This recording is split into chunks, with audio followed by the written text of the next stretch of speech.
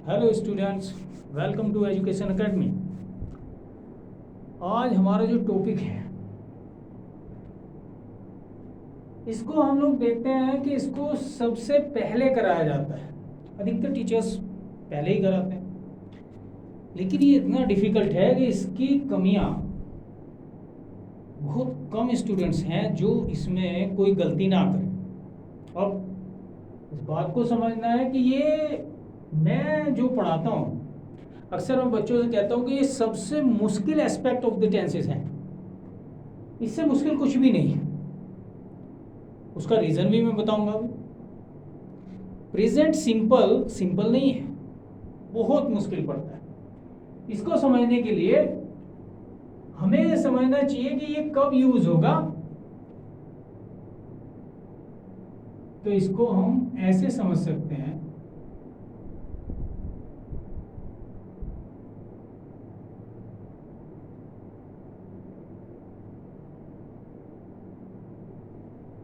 इसको समझें आप कि ये एक साइकिल है, यानी कि इसमें तीनों टेंसेस एक साथ आते हैं। तीनों टेंसेस एक साथ, यानी कि इसमें हमारे पास टुडे है जो कि प्रेजेंट है, इसमें हमारे पास यस्टरडे है जो कि पास्ट है। अच्छा, ये शो नहीं होगा कि यस्टरडे जो है वो शो करते हैं। इसमें हमारे पास टुमारो है। कुल मिलाकर के ये हमें बताता है कि ये एक सर्किल है। जो काम पहले होता था आज हो रहा है और उम्मीद है कि आगे भी ऐसे ही चलना है। दैट इज प्रेजेंट सिंपल या सिंपल प्रेजेंट। इसको केवल शब्दों के पास में जाकर के नहीं समझा जा सकता है, थोड़ा गहराई में जाना चाहिए। अब अगर आप ये देखें कि जब हम इसकी पहचान देखते हैं, जो हमारे पास हिंदी में जिसे मुख्य क्रिया यानी कि मेन वर्ब हम लोग बोलते हैं, उसके साथ ये पहचान बताई जाती है और काफी हद तक ये क्लैरिटी भी है। कहीं कहीं पर जाकर के दिक्कत देगी, वो जैसे ही हम परफेक्ट तक जाएंगे क्लैरिटी में दे दूं।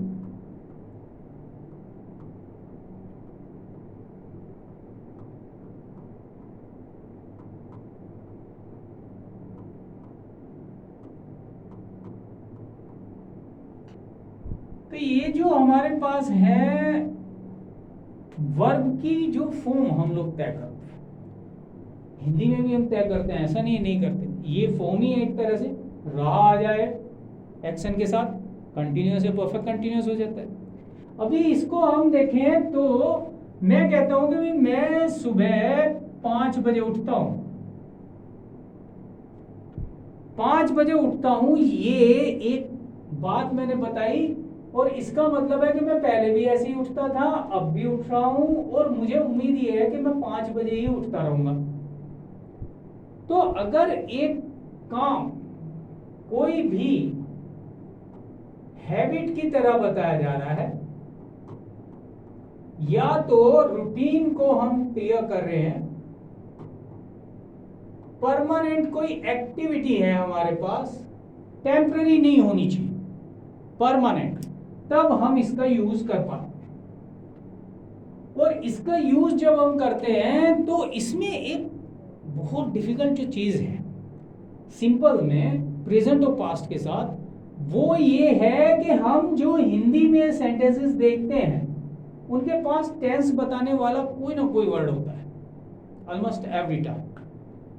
अब यहां पर एक दिक्कत है कि इसमें टेंस बताने वाला जो शब्द है उसको हम पाते नहीं। एफर्मेटिव्स इसके अलग समझनी चाहिए।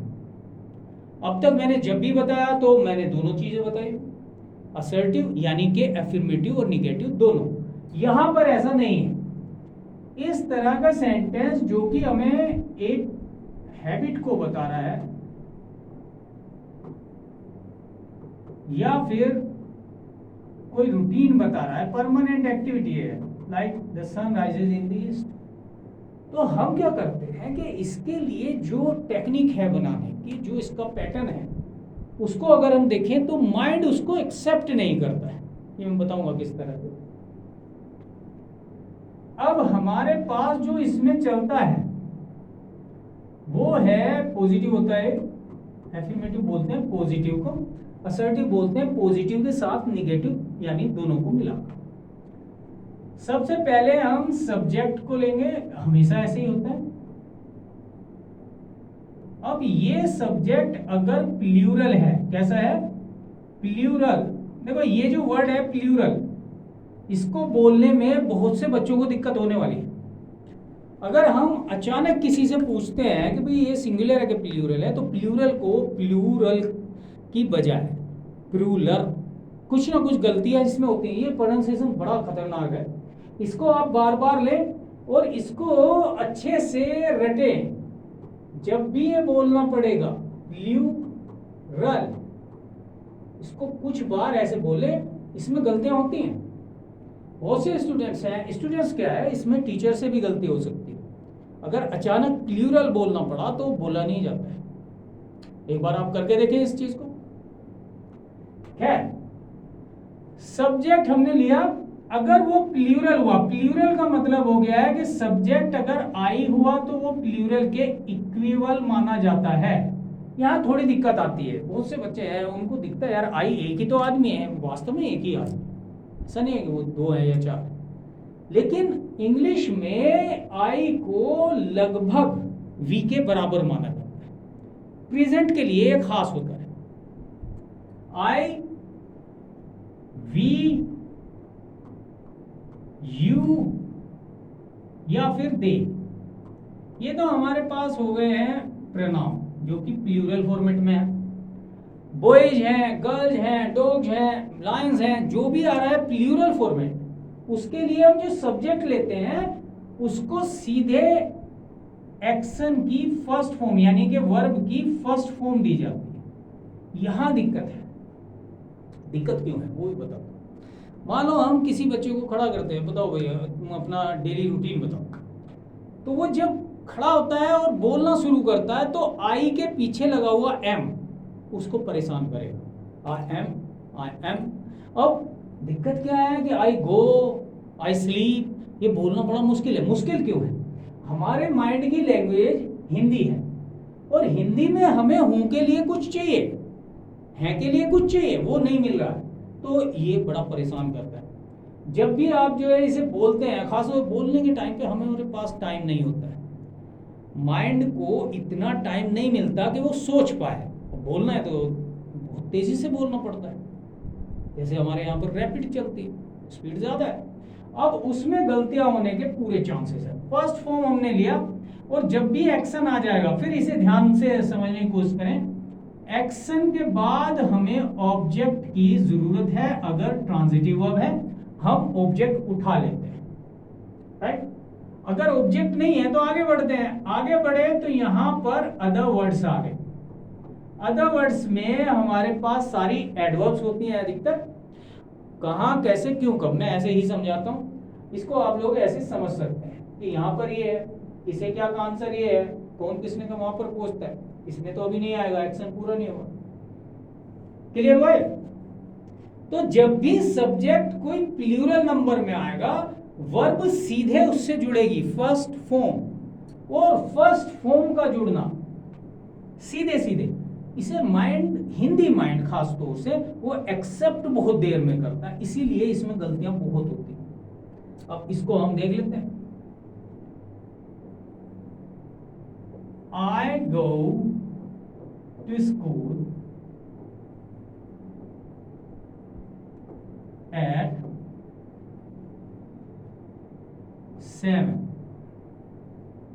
It means 7 o'clock. मैंने बताया कि o'clock केवल तब ले सकते हैं हम जब मिनट हैंड 12 पर यानी पूरा बजा हो, 1 2 3 4 12 पर, राइट। तो o'clock लो मतलब वो क्लैरिटी आ जाएगी।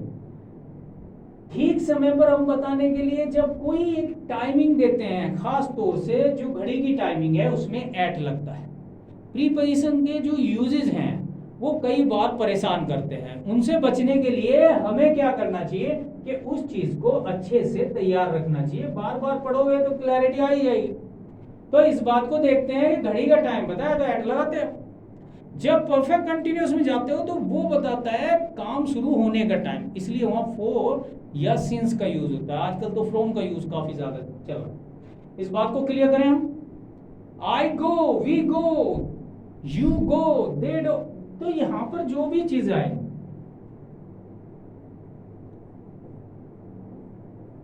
We always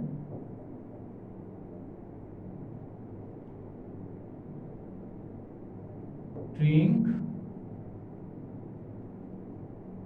water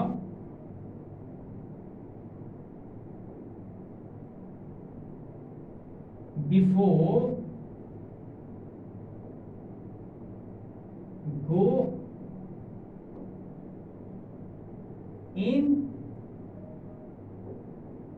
the sun। Meaning सीधा है कि भाई जब भी हम धूप में जाते हैं उससे पहले हर बार, यानी हम हमेशा धूप में निकलने से पहले पानी पीते हैं, और ये हर बार होता है, एवरी टाइम। इस बात को हमें समझना है।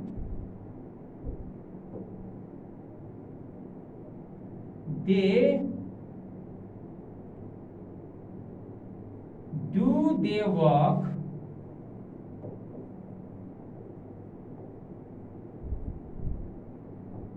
ऑन टाइम, वे अपना काम टाइम पर करते हैं। देखिए टाइम पर के लिए हमारे पास तीन एक्सप्रेशंस हैं। एक है ऑन टाइम, मैंने शायद ये पहले भी बताया इट में। एक है इन टाइम और एक है इन गुड टाइम।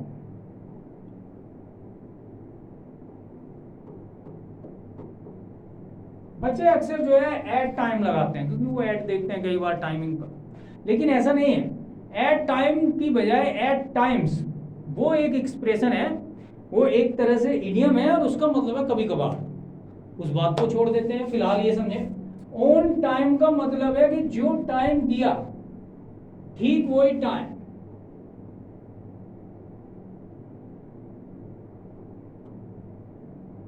तीन बजे का टाइम दिया, 3 ही बजे पहुंच जाना है, 3 ही बजे कोई काम होना है। हम कह रहे हैं कि द राजधानी इज रनिंग ऑन टाइम, यानी कि जो राजधानी ट्रेन है वो ठीक टाइम पे चल रही है। ऑन टाइम यानी कि प्लेटफॉर्म पर आने का उसका 7:40 का टाइम है तो 7:40 ही आई, 7:40। इन टाइम का जो मीनिंग है वो भी ऐसा ही है। इन टाइम का मतलब है टाइम से थोड़ा पहले, लगभग 5-10 मिनट का मार्जिन मिलेगा हमें। हम कह रहे हैं कि भाई be in time.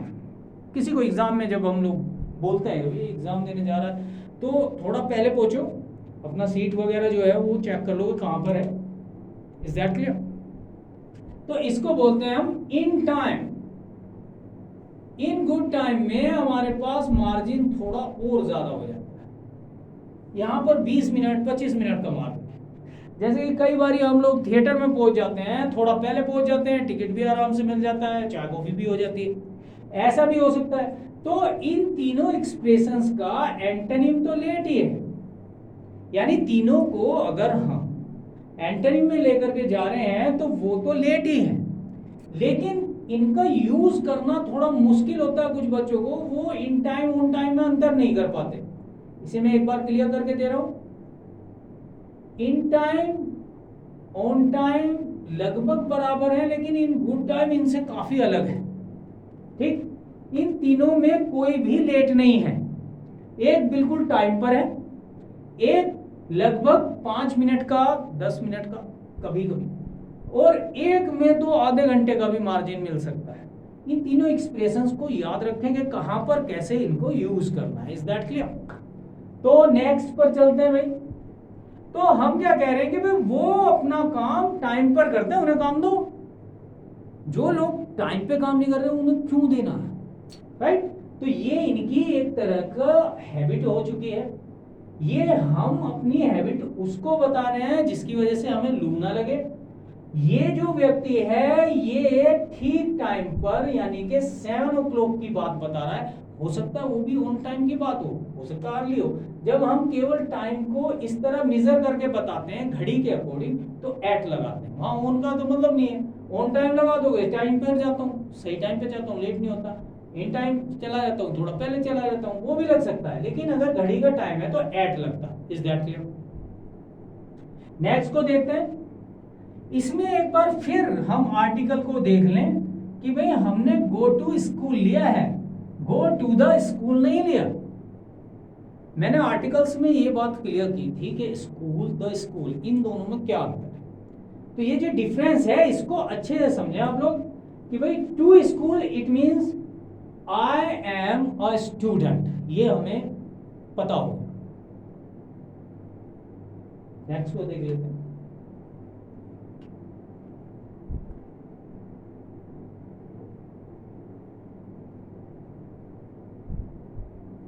The voyage of this village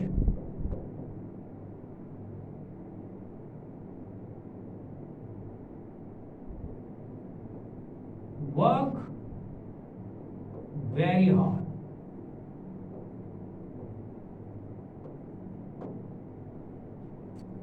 तो हम ये कहना चाह रहे हैं कि भाई इस गांव के जो लड़के हैं वो बहुत मेहनत करते हैं, मेहनती हैं। इसे हम सीधे सीधे बी में भी बना सकते हैं। The boys of this village are very hard working. Is that clear? तो हम इसे समझें कि ये इस गांव के अंदर एक खासियत है जिसकी वजह से उनका ये रूटीन बन गया। ये उनके पेरेंट्स ने, उनके आसपास के वातावरण ने उनको ऐसा बना दिया है। सिनेरियो ऐसा है, सभी लोग एक जैसे हो जाते हैं। सिनेरियो बहुत बड़ी चीज। Is that clear? तो प्लूरल नंबर का जो सब्जेक्ट है वो कोई हेल्पिंग वर्ब एक्सेप्ट नहीं कर रहा, वो कोई हेल्पिंग वर्ब नहीं ले रहा है। हमारा जो हिंदी माइंड है वो इस है को ढूंढ रहा है, वो मिलता नहीं, इसलिए इसमें थोड़ी दिक्कत होती है। तो इसे बहुत तेजी के साथ, जो ज्यादातर मैं देखता हूं कि जितने भी फैकल्टीज होते हैं वो इसे पहले ही करा देते हैं। सिंपल है भाई, पहले ये करो। इस तक पहुंचने से पहले हमें कुछ चीजें समझनी चाहिए कि कुछ जगहों पर हमें बेस मिलेगा, जो हमें इसके साथ मैच होता हुआ दिखेगा, हम उसे पकड़ लेंगे। अच्छा, माइंड वहां भी पकड़ गया कि उसने हैव बीन लिया, जरूरी नहीं कि बी के लिए इज आर एम लिया, तो माइंड उसे मान लेता है, हो तो सही कुछ, वो नहीं है, ये मुश्किल है। Is that clear? Plural number में कोई भी सब्जेक्ट है, चाहे तो वो प्रोनाउन है प्लूरल नंबर का, आई को प्लूरल माना जाता है, राइट? इसके अंदर प्रेजेंट के अंदर आई की इक्वालिटी या तो वी के साथ होगी, या फिर आई किसी और से अलग ही हो जाएगा, जैसे एम लिया। Is that clear? तो इस बात को समझते हुए हम आगे बढ़ते हैं।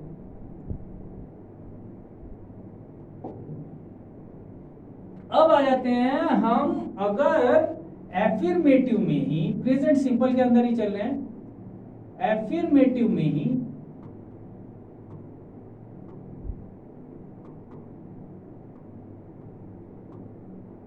एफर्मेटिव मतलब पॉजिटिव, ये ध्यान रखना चाहिए। अगर हमारा सब्जेक्ट सिंगुलर नंबर में आ गया, किसमें आ गया? सिंगुलर। सिंगुलर बोलना मुश्किल नहीं है, इसे आप सोते हुए भी बोलेंगे तो ठीक ही बोलेंगे। प्लूरल बोलना मुश्किल है, इस बात को समझना। अगर कहीं प्रोनाउंस करना पड़ा तो प्लूरल बोलते टाइम दिक्कत होती है, इसे एक बार आप ट्राई करके देखें।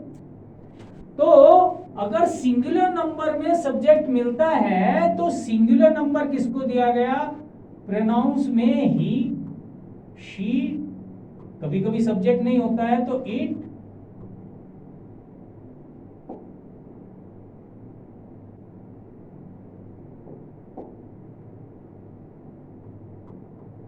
और कोई नाम, तो ही, शी, इट, या फिर कोई नाम, नेम। अगर ये चीजें आती हैं तो ये सिंगुलर है। फिर कोई भी सिंगुलर चीज है, सिंगल बॉय आ रहा है, सिंगल गर्ल आ रही है, तो एक के लिए हम क्या करेंगे कि हमने पहले क्या देखा?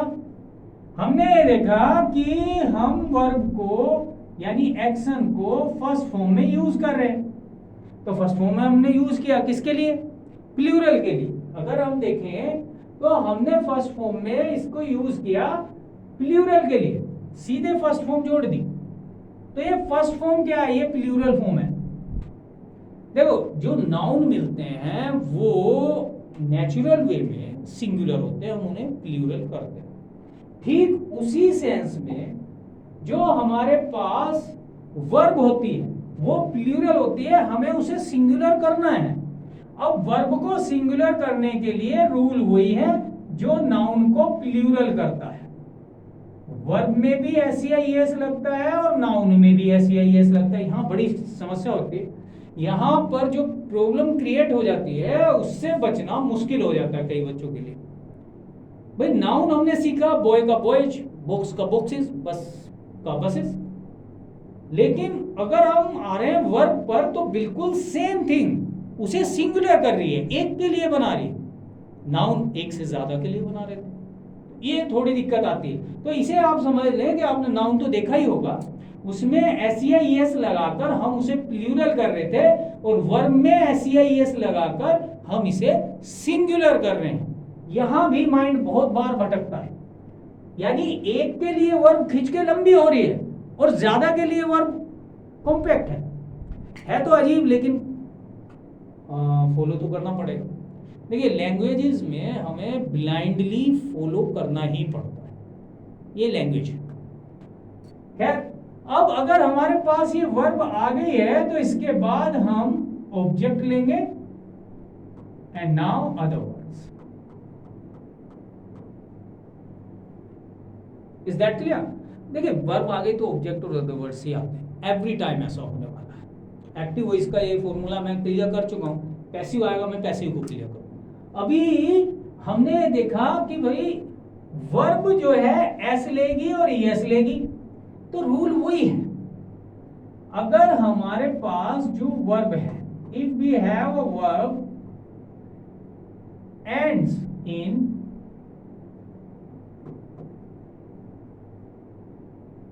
अगर वो S S H C H O या फिर एक्स, ये एंडिंग पोजीशन है एक वर्ब, राइट? यहां पर अगर वो एंड करती है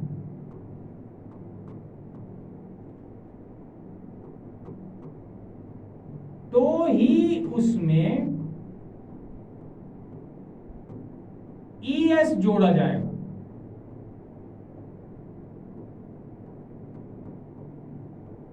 अदरवाइज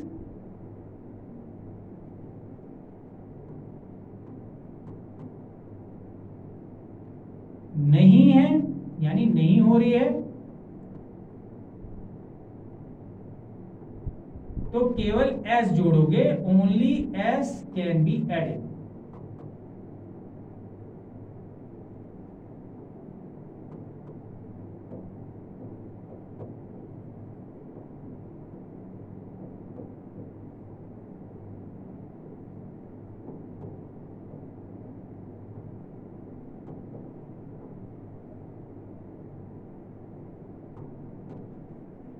इस तरह से वर्ब सिंगुलर बनेगी। बात क्लियर हुई है? तो इसको एक बारी देख लेते हैं।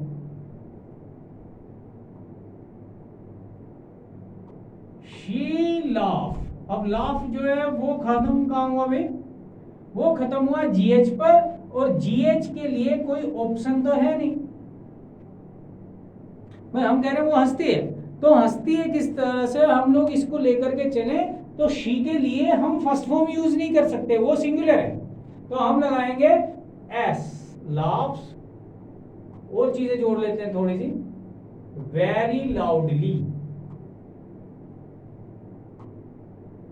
वो बहुत जोर से हंसती है, जोर से मतलब आवाज के साथ, और ये हर हैबिट उसकी हैबिट है। Is that clear? अगर आप इसी सेंटेंस को कहें कि she is laughing very loudly,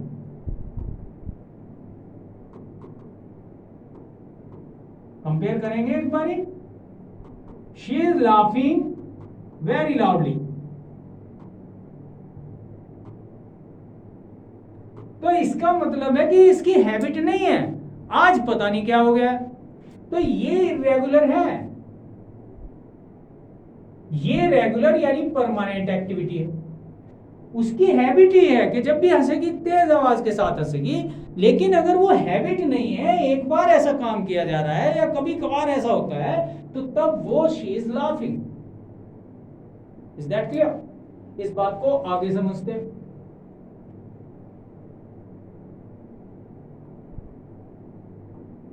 Ravi get up late every day.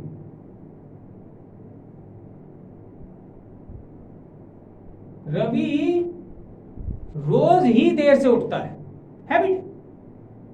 Is that clear? तो रवि क्या है कि वो भाई सिंगुलर नंबर है, तो ये सेंटेंस रॉन्ग हो जाएगा अगर हमने इसको एस नहीं दिया तो। सिंगुलर बताना पड़ेगा, प्लूरल बताना नहीं पड़ता है, सिंगुलर बताना पड़ेगा। एक और सेंटेंस देखते हैं। ही टीच, अब जो टीच है ये सी एच पे खत्म हो गया।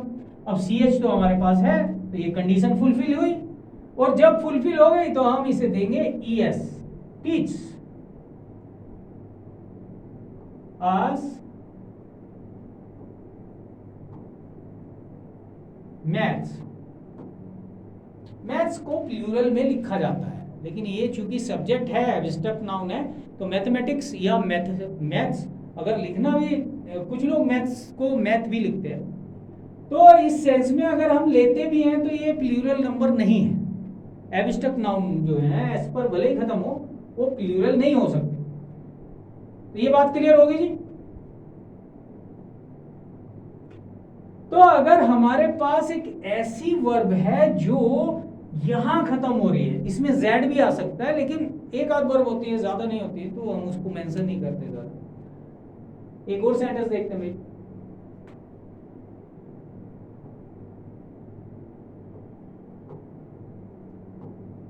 राधा गो, अब ये ई ओ पर खत्म हो गया तो ये भी ई एस लेगा। Goes to her home town.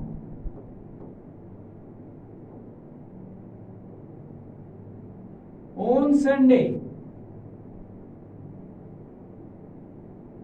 Radha अपने शहर में, जो कि उसका अपना जो कस्बा है, शहर है जहां की वो है, वहां पर संडे वाले दिन चली जाती है, और ये उसका रेगुलर एक्ट है। Is that clear? यहां तक बात समझे हम? तो सिंगुलर नंबर में जो हमें दिक्कत आती है, वो बहुत से बच्चों को ये दिक्कत आती है कि यार ये तो एक है और ये प्लूरल लग रहा है। बॉय का बॉयज किया हमने, कोई बॉय से हमने बॉयज बनाया, ज्यादा हो गए। अब यहां पर क्या है कि ये वर्ब कह रही है कि सिंगुलर है, तो वो बड़ी वर्ब। थोड़ा अजीब तो है, देखो इंग्लिश में कई बार ये अजीबो गरीब लगता है।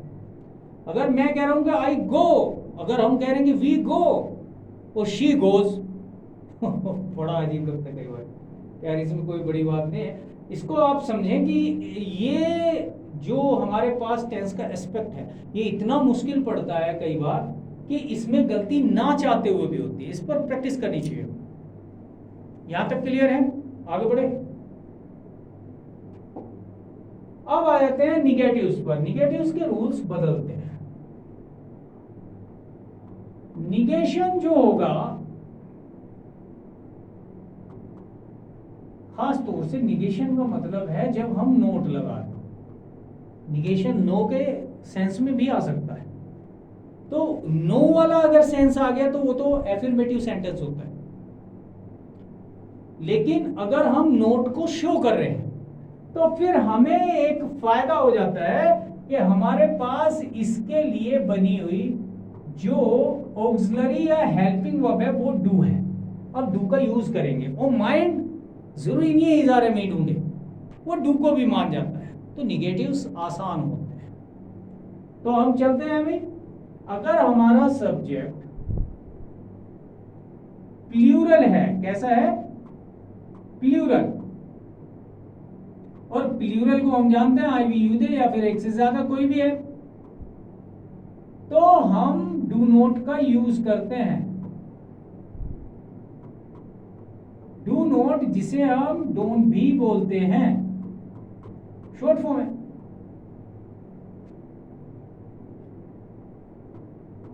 फर्स्ट फॉर्म के साथ ही डील होता है और फिर वही चीजें हैं, ऑब्जेक्ट देन अदर वर्ड्स, यही चलता। तो हमारे पास प्लूरल क्या है? आई। तो आई क्या ले रहा है? Don't. I don't, you don't, we don't, they don't, the boys don't, etcetera. T पूरी तरह प्रोनाउंस नहीं होता है क्योंकि टी क्या है कि एक जर्क, एक झटका देता है, और लैंग्वेज में जो साइलेंट लेटर्स मिलते हैं वो इस झटके से बचने के ही लिए हैं। इस बात को समझना है हमें। तो एक सेंटेंस हम ले रहे हैं भाई, आई डोंट। ये सेंटेंस काफी ज्यादा गलत पाया जाता है, इसको समझना चाहिए। I don't agree with you. कहने का मतलब है मैं तुमसे सहमत नहीं हूं। अब यहां पर जब हम इसको यूज करते हैं तो हम इसे देखते हैं कई बारी कि इसमें गड़बड़ क्या होती है। इसको हम बहुत लोगों से, मैं कई लोगों को देखता हूं, स्पोकन का अच्छा उनका अभ्यास है, लेकिन वो बोलते हैं इस सेंटेंस को और बहुत गलत तरीके से कि I am not agree with you. अब ये सेंटेंस बिल्कुल रॉन्ग है, ये सेंटेंस पूरी तरह गलत है। एग्री एक्शन है और ये एक वर्ब है जो अधिकतर हम आईएनजी में यूज भी नहीं करते। अगर बी के साथ यूज करें तो आईएनजी करनी पड़ेगी, ये रूल है हमें। ये इसको मैंने पूरी तरह क्लियर किया हुआ है, कंटिन्यूअस में भी और परफेक्ट कंटिन्यूअस। अब ये जो सेंटेंस है अधिकतर लोग बोलते हुए मिलते हैं और बड़े प्यार से वो ऐसा समझते हैं कि वो कितनी बढ़िया बात बोल रहे हैं, बड़ा अच्छा लगता है उनको, और सामने वाला वो उनको कहना ही नहीं चाह रहा कुछ, अधिकतर को खैर जानकारी भी नहीं होती है। तो ये सेंटेंस इतना ज्यादा रॉन्गली यूज्ड होता है कि इसको हम बता भी नहीं सकते कि क्यों होता है। अच्छा, इसका केवल एक रीजन है कि आप जब प्रैक्टिस करते हैं किसी चीज की तो वहां पर एंग्री नाम का एक एडजेक्टिव है। अगर आप एंग्री को यूज करें तो वो एडजेक्टिव है, वहां पर तो ये चल जाएगा आई am not angry with you, लेकिन एग्री जो है वो एक्शन है, यहां पर ये गड़बड़ हो सकती है। तो इसको अगर कभी देखो तो ये सेंटेंस बिल्कुल रॉन्ग है, इसको ऐसे ही लेना चाहिए।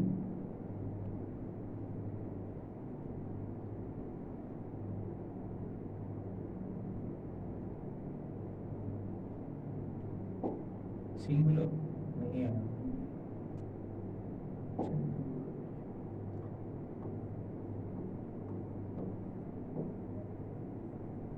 We don't drink।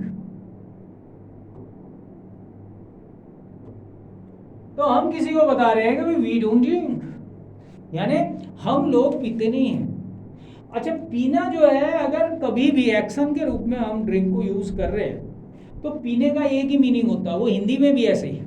ये भी कमाल की बात है, हम कह रहे हैं पिएगा भाई, तो व्हाट इट मीन्स, वो दूध के लिए चाय के लिए नहीं पूछता इस तरह।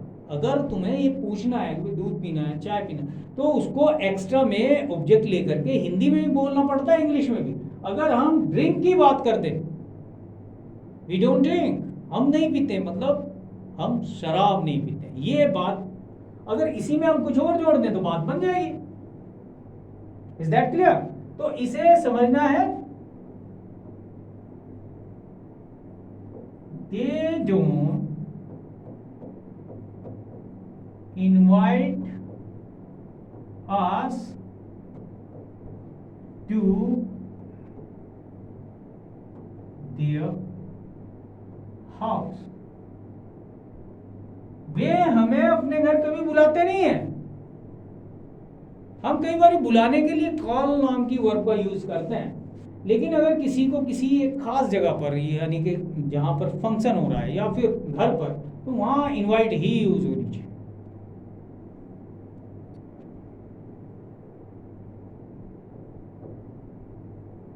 These girls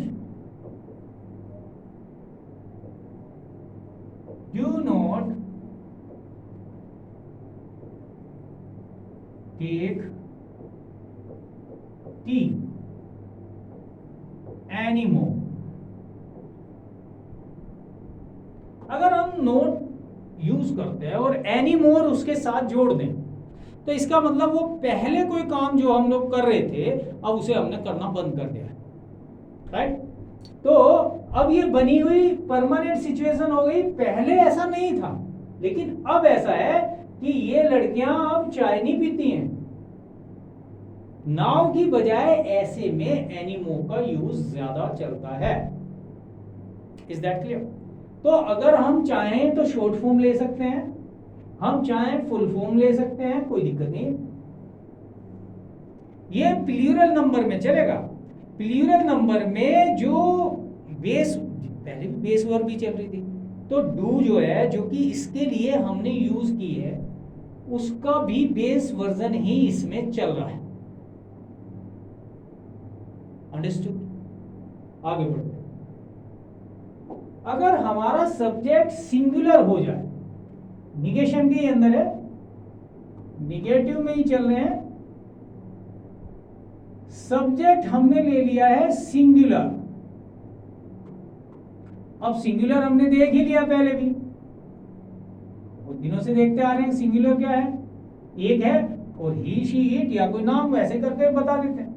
तो हमारी जो ऑक्सिलरी है वो खुद भी एक मेन वर्ब है, डू का मतलब करना भी होता है, राइट।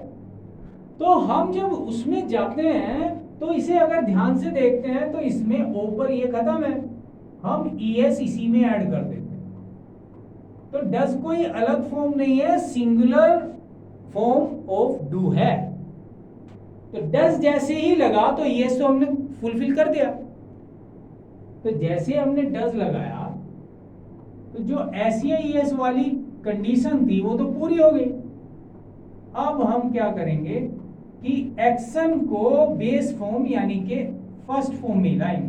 अब एस नहीं लगेगा। बहुत से बच्चे क्या करते हैं, डज भी लगा देते हैं और एस भी दे देते हैं वर्ब। वो एक बार आना है, हमें पता हो गया सिंगुलर में डील हो रहा है, इसी से तो पता चलना है एस वाली वर्ब से, तो वो यहां पता चल गया, इसको करने की जरूरत नहीं है। Now object and then as always other words। is that clear? तो यहां तक हम इस बात को समझे कि हमने इसे उठाया और डज चूंकि ईएस ले चुका है तो अब वर्ब में हम ऐसे ईएस नहीं देंगे। अब सेंटेंस देख लेते हैं।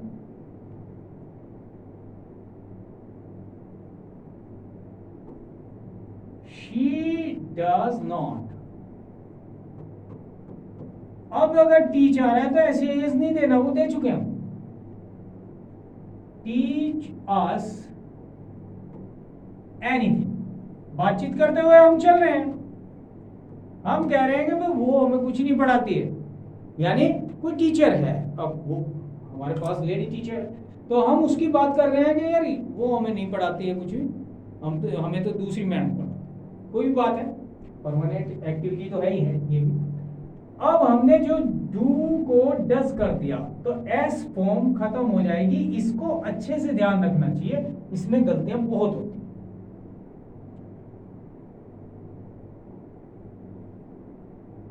शिवानी डज नॉट हैव का यूज अब कर सकते हैं हम। हैव को हम चाहें तो डू के साथ यूज कर सकते हैं। मैंने इससे पहले इसे बताया नहीं है, हालांकि मैंने उसके बारे में बात की। जब भी सेंटेंस आया मैंने ये बताया कि डू नॉट, डज नॉट या डिड नॉट का यूज हो सकता है हैव के लिए। तो यहां पर इसको समझ लें आप।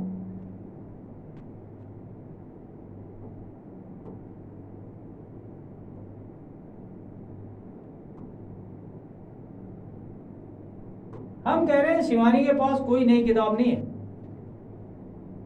हम इसे चाहें तो हैज नोट भी बना सकते हैं, या फिर इसको नो में ले जाएं, Shivani has no new books, वो भी चल जाएगा।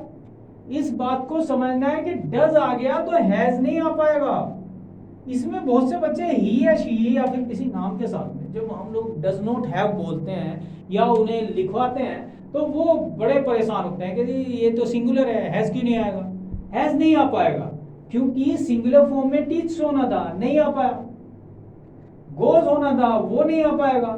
तो जैसे ही डज आया सिंगुलर फॉर्म खा गया, अब बेसी फॉर्म आए। Do not have, does not have, did not have, तो हैव की बेस फॉर्म ही यूज कर सकते हो आप, जैसे ही डू डज डिड को हमने यूज किया। अंडरस्टूड? इस बात को समझना है। वेल, इस बात को इससे आगे लेकर के चलते हैं कि जब भी ये आएगा ऐसे ही होगा।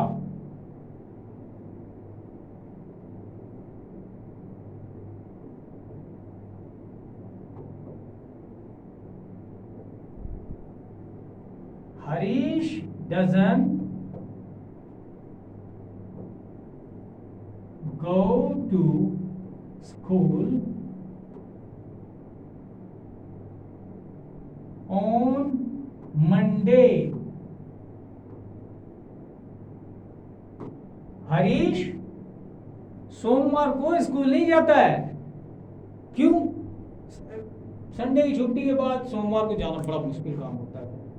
तो ये जो सेंस है इसको समझना चाहिए हमें कि हरीश सोमवार वाले दिन स्कूल नहीं जाता है। ये उसने एक रूटीन बना लिया अपना। रूटीन तो चल रही है इसमें, वो नहीं क्या है। Is that clear? यहां तक बातों को समझ गए हैं तो हम आगे बढ़ते हैं। राइट? एक दो सेंटेंस एडिशनल डाल देता हूं मैं। I don't have T in the morning. मैं सुबह को चाय नहीं पीता हूं।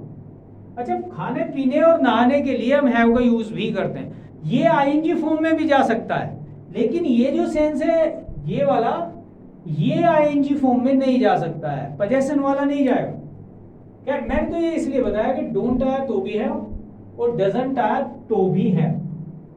इस बात को आप ध्यान रखें। नेक्स्ट को चलते हैं। अगर हमें नेवर का यूज करना है तो नेवर नोट प्लस एवर से बनता है, और नेवर के साथ में अगर सेंटेंस क्रिएट किया जाए खास तौर से सिंपल में, तो वो थोड़ी दिक्कत देता है, कई बच्चों को दिक्कत देता है। नेवर यानी कभी नहीं, ये जब हम यूज करते हैं तो हमारी हिंदी में इसको कभी को पहले बोलते हैं और नहीं को एक्शन के साथ बाद में बोलते हैं। इस सेंस के लिए जब भी हम सेंटेंस बनाएंगे तो सेंटेंस ऐसे बनेगा जैसे एफर्मेटिव बनता है। सब्जेक्ट सीधे नेवर से कनेक्ट होगा और एक्शन को अगर ये प्लूरल है तो फर्स्ट फॉर्म लेगा, और अगर ये ही सब्जेक्ट हमारा सिंगुलर है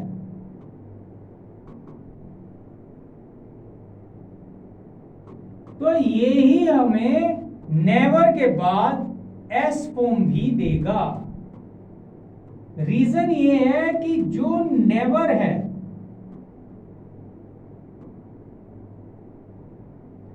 ये नोट के लिए यानी नोट के साथ नहीं आता है, और रूल जो डू नोट और डज नोट का वो नोट के ही लिए है।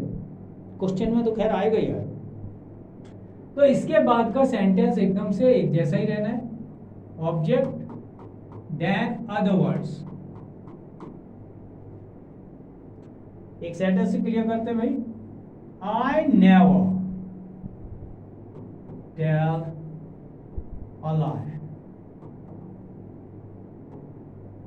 मैं कभी भी झूठ नहीं बोलता हूं। अच्छा, ये लोगों का फेवरेट डायलॉग, हर कोई कहता है मैं कभी झूठ नहीं बोलता, हालांकि सारे दिन वो कितना भी झूठ बोले ये सेंटेंस वो जरूर बोलता है। राइट। और दूसरे के लिए अब सिंगुलर नंबर में है, ये ध्यान रखना।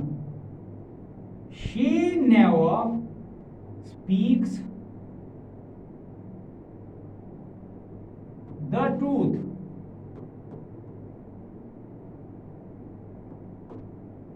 हम कह रहे हैं वो कभी भी सच बोलती नहीं, नेवर। और नेवर आया तो ये पॉजिटिव सेंटेंस की तरह से ही डील किया गया ऑलमोस्ट एवरी टाइम। तो अब अगर किसी जगह पर केवल ये सिंपल में ही ऐसा है कि हम ऑक्सिलरी से बच पाते हैं, तो ऑक्सिलरी से चूंकि बचना होता है पॉजिटिव या एफर्मेटिव में, तो हमें इसमें भी बचना पड़ेगा। अच्छा, एक और इसके अंदर एक मजेदार बात है कि लाई जब भी लिखा जाता है एज ए नाउन, वैसे लाई जो है वर्ब भी होती है। हम अगर देखें I never lie, she never lies, तो वर्ब भी होती है। लेकिन अगर इसे नाउन की तरह से यूज किया तो ये ए के साथ आएगा, और ट्रूथ ये हमेशा द के साथ आता है। तो इसके बारे में क्लैरिटी लो कि जो ट्रूथ है यानी सच्चाई वो डेफिनेट होती है, ये बदल नहीं सकती, जबकि लाई बार बार बदल सकता है। तो अ लाई यानी हम लोग जो इंडेफिनेट चीजें हैं उनमें इंडेफिनेट आर्टिकल का यूज करते हैं, और डेफिनेट चीजों में डेफिनेट आर्टिकल का यूज करते हैं। आर्टिकल्स पर जब भी कोई चीज मिले उस पर थोड़ा ध्यान दिया करो। आर्टिकल्स जानना बहुत बड़ी चीज है, हालांकि मैंने पूरे 3 दिन इसमें खर्च किए हैं। अगर आप पहले वाली वीडियोस को देखते हैं तो उसमें आर्टिकल्स की काफी जानकारी मिल जाएगी। Is that clear? यहां तक कोई दिक्कत नहीं है। तो नेवर जो है उसको डील करने का अपना एक तरीका है। नेक्स्ट पर चलेंगे। अब आ जाते हैं हम इंटेरोगेशन पर। तो जब हम इंटेरोगेटिव सेंटेंसेस बनाते हैं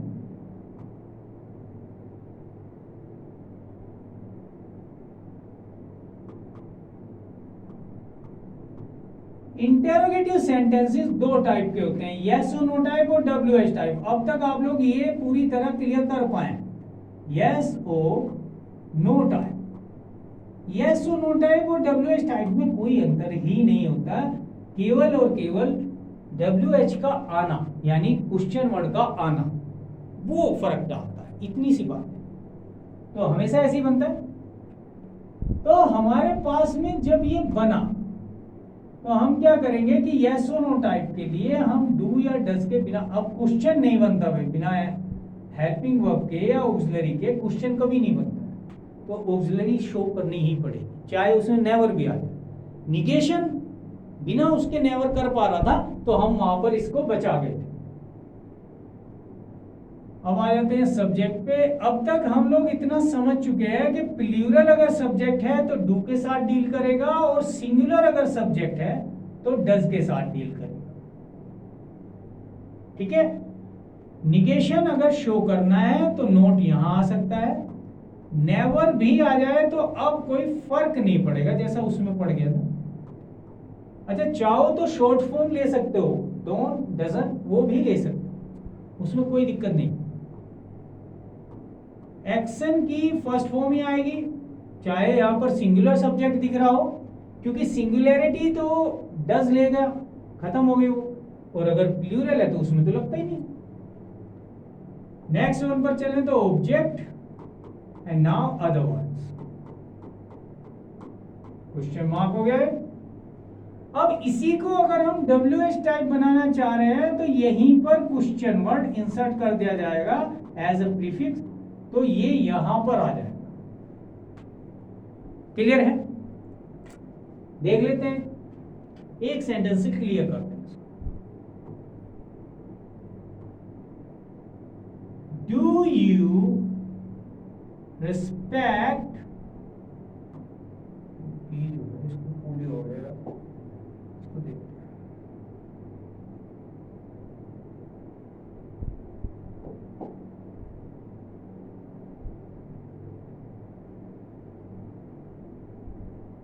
Respect your parents.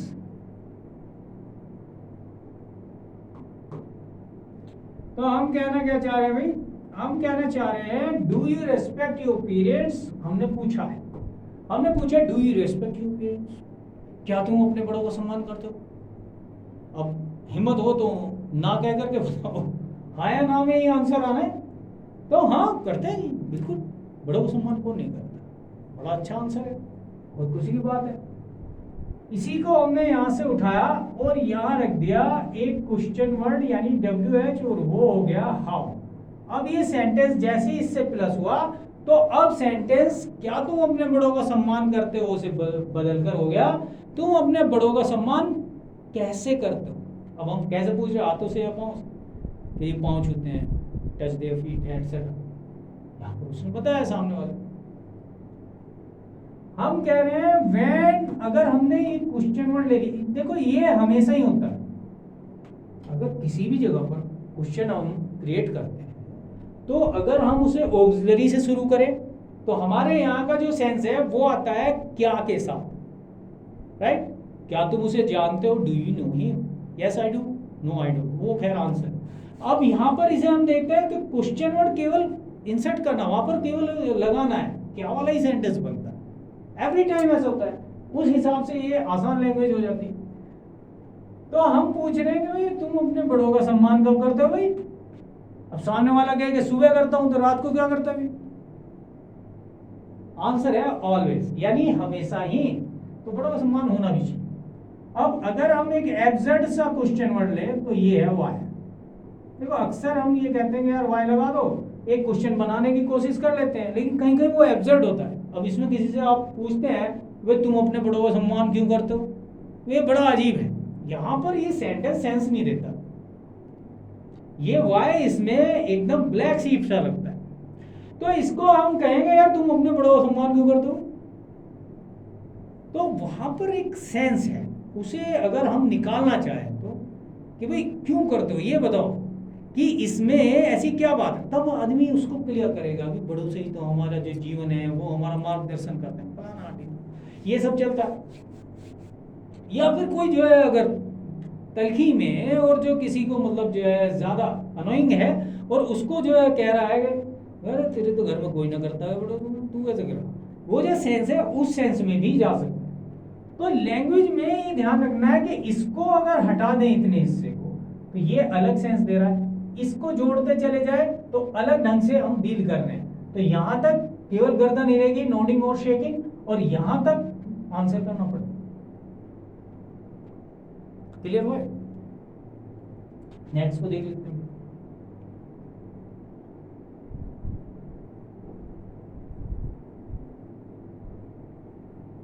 Does she never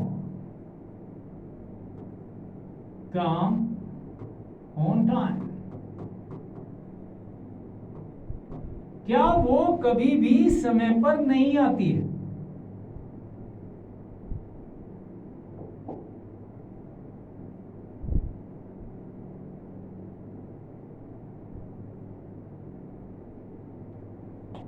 तो हमने पूछा क्या वो कभी भी समय पर नहीं आती है, राइट? तो यहां पर जो आ रहा है ये कम, ये डज की वजह से कम है, अब कम्स नहीं हो सकता है। और नेवर आने की कोई फर्क नहीं पड़ेगा कि वो डज को रोक दे, जैसे कि इससे पहले वाले हमने देखा नेवर के अंदर कि भाई नेवर आ गया तो एस फॉर्म आएगी, लेकिन कब आएगी? जब तक डज ना आ जाए। और डज हम केवल निगेशन में ले सकते हैं नेवर की वजह से, विदाउट डज हमने इसको यूज कर लिया। लेकिन अगर क्वेश्चन में जाएंगे तो क्वेश्चन में तो हमें करना ही पड़ेगा, बिना डज के क्वेश्चन नहीं बनता। हम इसी को फिर बढ़ा देते हैं, व्हाई डज शी नेवर, तो वो कभी भी समय पर क्यों नहीं आती है। Is that clear? तो क्वेश्चन फॉर्म को इस तरह से हम बनाते हैं। द लास्ट थिंग, एक क्वेश्चन वर्ड इसमें बहुत परेशान करता है और वो क्वेश्चन वर्ड है हूं। हूं एज ए क्वेश्चन वर्ड हम जब यूज करते हैं with a main verb, right, यानी कि एक्शन के साथ। तो हूं से जब हम कौन कहते हैं तो हम ढूंढते क्या है? देखो आगे इसे किसने भी कहा जाएगा जब एक्शन कंप्लीट होने लगा, फिलहाल नहीं कह सकते। कौन से हम सब्जेक्ट ढूंढते हैं?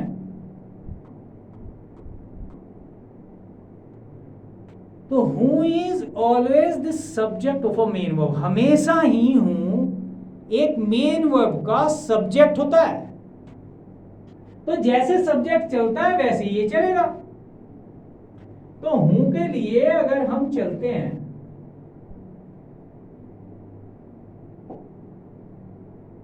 तो अगर तो सिंगुलर सब्जेक्ट के साथ अक्सर हम हूं को सिंगुलर लेते हैं। तो जैसे जैसे हमारा सेंटेंस का सब्जेक्ट मूव कर रहा है वैसे वैसे ही हूं भी मूव करेगा।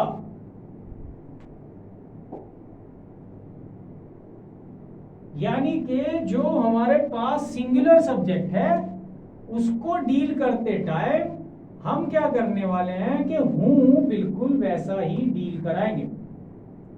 तो हूं जो कि सब्जेक्ट है, मैंने बताया हूं is always the subject of main verb. तो अगर हूं को सब्जेक्ट लिया है तो हूं हेल्पिंग वर्ब यानी ऑक्सिलरी नहीं लेगा, क्योंकि वो सब्जेक्ट तो है ही। सब्जेक्ट को हम पीछे रख सकते हैं जब हम ऑक्सिलरी लाए, लेकिन जब सब्जेक्ट ही WH है तो उसे पीछे ले जा नहीं सकते हैं। केवल हूं नहीं है, हूं के साथ साथ और भी कई क्वेश्चन वर्ड हैं जो कि सब्जेक्ट बन सकते हैं, लेकिन नॉट ऑलवेज। इसको यहां ध्यान रखना है। तो वो ऐस या यस लेगा। यानी रवि को हूं कहते हैं तो who gets up late every day, कौन उठता है? हूं टीचर्स मैथ, यानी कौन पढ़ाता है? Who goes to her home town on Sunday. तो कौन का जो मीनिंग है इसमें कई बार बच्चे फंस जाते हैं। तो इसको लगभग लगभग इक्वल माने आप। तो जब इक्वल मानेंगे तो हूं के साथ हम डील कर पाए। सेंटेंस क्लियर कर रहा हूं।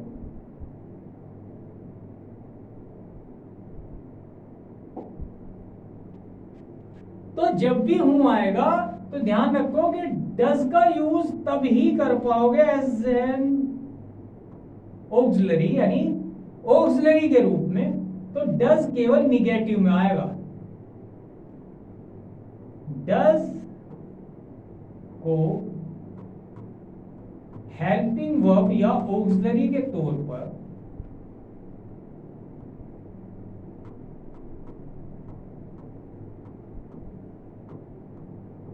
केवल नोट के साथ ही ले सकते हो आप।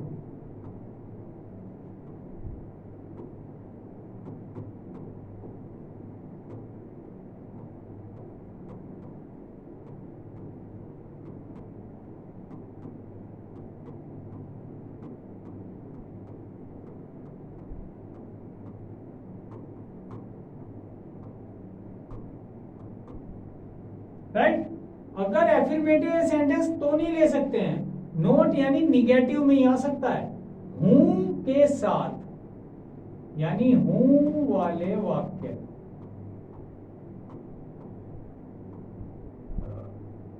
वाक्य में ऐसे करके समझ लो इसे। डज को हेल्पिंग वर्ब के रूप में केवल निगेटिव में ही यूज कर सकते हैं। राइट? डज का यूज करते हैं। डू का यूज हम तब करेंगे जब हम कॉम्प्लेक्स जान जाएं, तो उसमें क्या है प्लूरल हूं को यूज कर पाए। तो इसे यहां पर एक बार देख लेते हैं।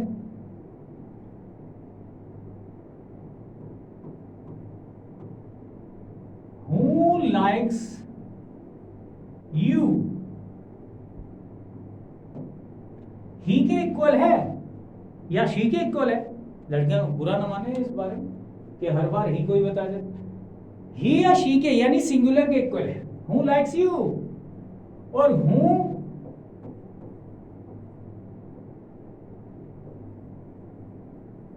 डजंट यानी डज नॉट लाइक मी। देखो इन दोनों सेंटेंसेस में बहुत गहरा जो है मिस्टीरियस चीज छिपी हुई है, यानी कि बहुत बड़ा रहस्य है। इसे समझे। अगर हम कह रहे हैं हु लाइक्स यू, भाई तुझे कौन पसंद करे? व्हाट इट मीन्स, मजा कर रहे हैं, मौज ले रहे हैं। हु डजंट लाइक मी, बोलो मुझे कौन नहीं पसंद करता, सब पसंद करें। राइट? तो इस सेंस को समझे कि डज का यूज नहीं हुआ WH आने के बावजूद। कब? यहां पर डज का यूज हुआ क्योंकि नोट था केवल निगेटिव सेंटेंसेस में। इसमें बड़े बच्चे जो है कंफ्यूज होते हैं। अक्सर मैं देखता हूं कि बच्चे क्या करते हैं, WH दिखता है उन्हें, और ये सच्चाई है, WH तो है ही, लेकिन हूं जो है वो हमेशा ही सब्जेक्ट होगा, जबकि हूं से जुड़ा हुआ कोई भी नाउन वो हमेशा सब्जेक्ट होगा, ये गारंटी नहीं, कभी कभी ऑब्जेक्ट भी होगा। ऐसे ही विच के साथ जुड़ा हुआ नाउन सब्जेक्ट हो सकता है, ऑब्जेक्ट भी हो सकता है। हाउ मेनी के साथ भी यही है, तो उनको खैर हम क्लियर करते जाएंगे धीरे धीरे। अभी तो फिलहाल ये एक समस्या जो बनती है अक्सर बच्चों को, उसे समझें कि हूं को अगर यूज करना है पॉजिटिव में तो एस फॉर्म दे दो, सोचो ही मत कि इसमें डज आना है, और हूं को निगेटिव में यूज करना है तब बात बने। अगर आप पॉजिटिवली डज यूज करना चाह रहे हैं तो एज अ मेन वर्ब कर सकते हैं, इसको भी देख ले एक बार।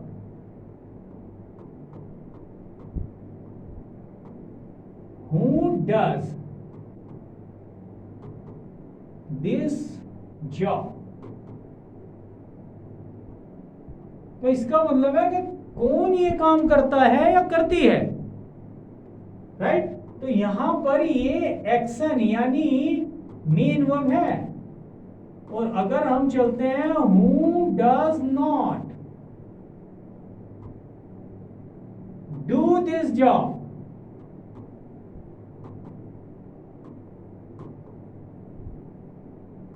तो इसका मतलब है कि कौन ये काम नहीं करता या करती है। अब जो डज है ये हमारे पास एक ऑक्सिलरी है, हेल्पिंग वर्ब, और हमारी जो एक्शन यानी मेन वर्ब है वो डू है। अब ये फर्स्ट फॉर्म में आ गया क्योंकि डज आ गया। यहां डज अपने आप में गोज, टीच उनकी तरह से काम कर रही है, तो ये एक्शन है, यानी ये करना है। यहां तो करना ये है, यहां पर नहीं के लिए आ गया। हूं जब भी आएगा तो उसको ध्यान रखना है कि वो सब्जेक्ट होता है, और उसको सब्जेक्ट की तरह से ही क्लैरिटी में लेना है। इस पूरी वीडियो को अच्छे से देखें, इस पर जो भी कमियां लगती हैं कि भाई यार ये चीज क्लियर नहीं हो पाई है, मुझे बताते रहे तो मैं उसको क्लियर कर दूंगा। आज के लिए इतना ही है। इस पूरे चैप्टर को बहुत अच्छे से तैयार करने की कोशिश करें, जैसे भी हो पाए ट्रांसलेट करें एक्सेट्रा, कुछ जगहों पर एक्सरसाइजेस बनाएं, क्लैरिटी मिलेगी। इस चैप्टर को हल्के में ना लें, ये वास्तव में बहुत मुश्किल चीज है। ये पेन और जुबान दोनों पर चढ़ते हुए टाइम लेता है। आज के लिए इतना ही है। स्वस्थ रहे।